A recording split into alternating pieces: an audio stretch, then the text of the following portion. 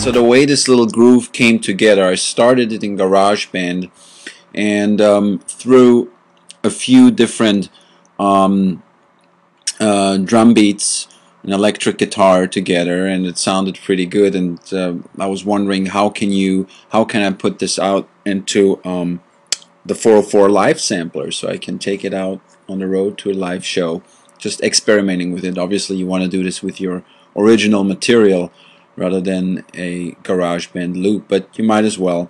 So the way I started with this drum here, looped it, and then looked for a guitar part that I liked, which was called electric guitar.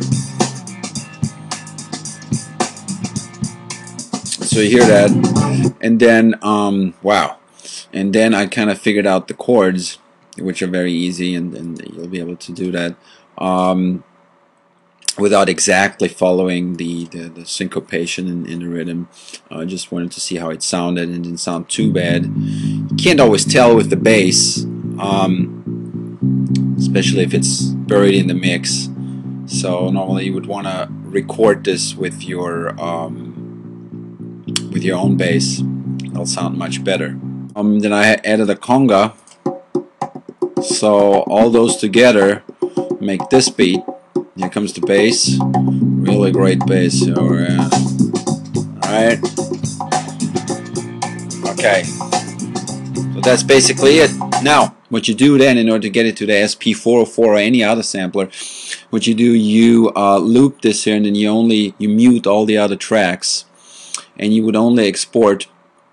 In this case you would go to the share function, and then you can send it to iTunes, or I would send it to disk uncompressed, and then have a WAV file or AIFF file, and then send it to the Roland. And this is basically what you hear, and I'm doing this with all of my projects. And it's, even though this is a software instrument, it'll be rendered as a WAV file, and you can put it into the SP-404, or you could put it in your MPC 500, 1000, 2500, 3000, what else not, or the new Roland. There's a new 404 out, the larger model. So anything really, you can, any sampler really, and you can loop it, and then you're good to go, and then you don't have to sit there with a mouse and looking like you're checking emails.